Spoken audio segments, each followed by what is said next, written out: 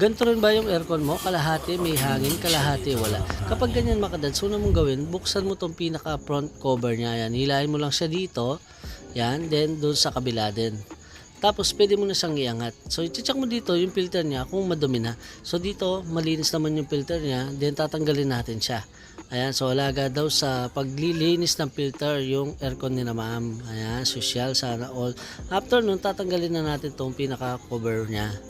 Ayan, iangat mo lang siya dito, then ganun din sa kabila.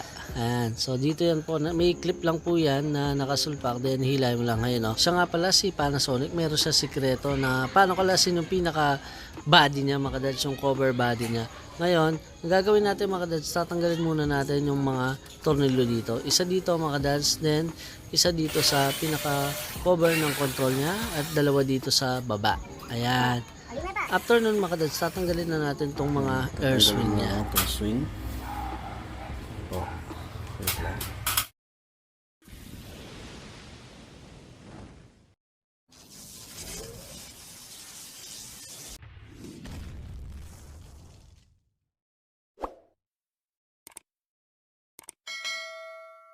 At ito na nga tayo. Dako na tayo dito sa pinakasikreto ni Panasonic. Ayan po sa taas. Ipupush mo lang po yung clip na yan. Then dito pa sa gitna. At isa pa dito sa kaliwa. Ayan. Pwede mo lang hilahin yung pinaka body cover niya. Ayan. So ganun lang po siya kadali mga kadads. Ayan, so ayan po yung dahilan mga kadads kung bakit mahina yung buga ng hangin niya. Natatakpan kasi ng dumi yung pinaka evaporator natin. Kaya hindi siya makahinga ng maayos. Kaya yung ibang part ng buga ng hangin niya ay walang hangin mga kadads. Ayun po. Siyempre ibababa lang natin to.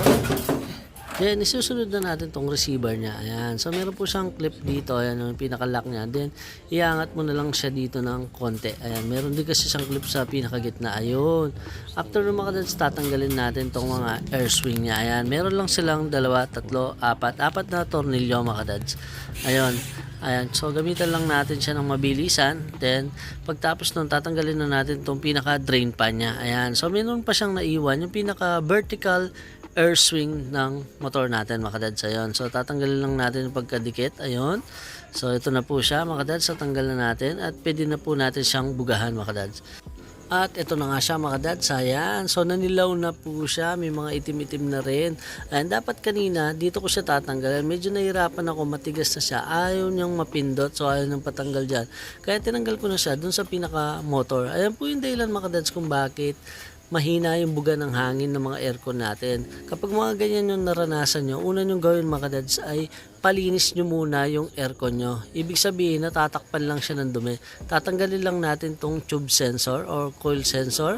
Ayan po. So, importante po yun, yung pinaka-metal niya. Yun po kasi yung nagpo-push para maging makapit yung tube sensor natin. At ito na nga si Brother Dex at binabanatan niya na yung outdoor. So, habang kinakalas ko kanina, nililinis niya na to. Ayan po, ganyan po kami maglinis mga kadads. Ayan. Una, nililinis namin siya dito sa loob, then sa labas. Then ito, yung mga kumakapit or yung mga alikabok na hindi matanggal sa power spray yan, binubunot namin siya ng isa-isa.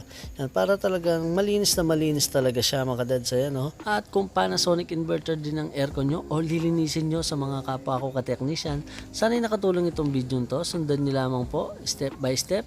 At kung may mga katanungan kayo, ay huwag nyo sanang mayang i-comment sa baba at ito'y aking babasahin at pupusuan.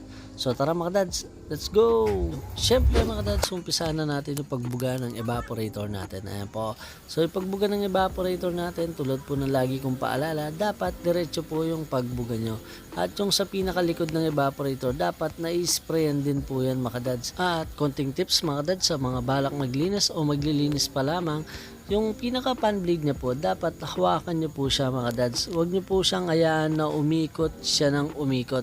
Posible po kasi o pwede po na masira po yung mga board natin. Kasi nagkakaroon po sila ng back voltage, yung tinatawag po natin back voltage, na pwede maka-apekto sa board natin mga kadads. Ayan, tulad yan mga kadads, habang ni-sprayan ko yung fan blade natin, hawak-hawak ko yung fan blade natin.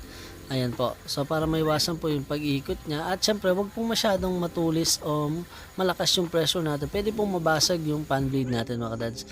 After nun, bubugaan natin yung drain hose niya at itong sa likod mga kadads. Ayan. Kasi kadalasan, mas marumi po yung pinakalikod natin dito kaysa sa harap. Kasi dyan po yung mas may space. So kung papansinin nyo yung cover natin, mas free wheel po yung pasok ng hangin dyan mga kadads. At syempre pagkatapos yan, ayan, i-blow dry na natin siya.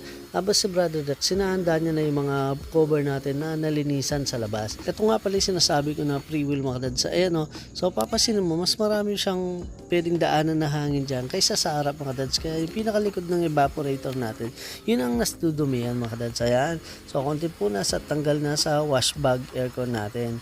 So pwede na natin siyang isulpak. Then konting punas sa pader. Siyempre may mga tutulo pa rin dyan mga kadads. Ayan po. At after nun, nilalagay na natin tong drain pan niya. Ayan. So paglagay, pipit mo lang siya. Then isulpak mo lang yung drain hose niya kagad. Para wala nang tumulo dito sa flooring natin. Ayan po, ilalagay na natin yung mga air swing motor. Ayan. So medyo sinipat-sipat ko pa. Medyo malabo na yung mata. Bago natin nilagay itong pinaka-cover natin, ilagay muna natin yung coil sensor mga kadads. Huwag niyo pong kalimutan yung parang metal kanina na nakita natin. Then ipipit mo lang siya dito. Yan sa taas sa ibaba. Yung pinaka-lock niya kanina sa taas, kung sa galing ka sa pakanan, ipapakaliwa mo lang siya mga kadads. Then ibabalik na natin yung mga tornilyo. So napaka-importante po niyan para hindi po maging maingay yung aircon natin. At after nun, ilalagay na natin yung mga cover dun sa baba. Ayan po. So meron po silang cover na maliliit. Mapapasin nyo naman po yun na meron po silang mga gatla. Then lalagay na natin tong cover nito. Then isusunod na natin tong mga air swing mga kadads. Ayun. Then isusunod na natin tong mga filter niya. Ito. So nandito sila sa bintana. Then after natin mailagay yung mga yan, pwede na natin itong isara. At ilalagay pa pala natin itong isa. Muntik ko na nakalimutan. Ayan. Ayan. After natin may lagay dyan, pwede na natin siyang i-test. At syempre mga kadads, papakita natin sa customer natin na may pagbabago siya kaysa dun sa kanina bago siya nalinisan mga kadads. Ayan. Syempre, konting punas-punas lang. Ayun, yung ginawa ko yun mga kadads kasi meron talagang pumipisik yan mga kadads na konting tubig. So, dapat sabayan nyo na para hindi na kumalat sa ibaba. At punas-punas lang. Ayan. Then, syempre, ayusin natin yung mga gamit dito sa loob. Ayan, so tatanggal na natin yung hagdanan, then sasara yung kortina. Tulad sa mga pinikula, pag binaba na yung kortina, tapos na. So maraming salamat ka dad. See you in my next video. God bless. Bang!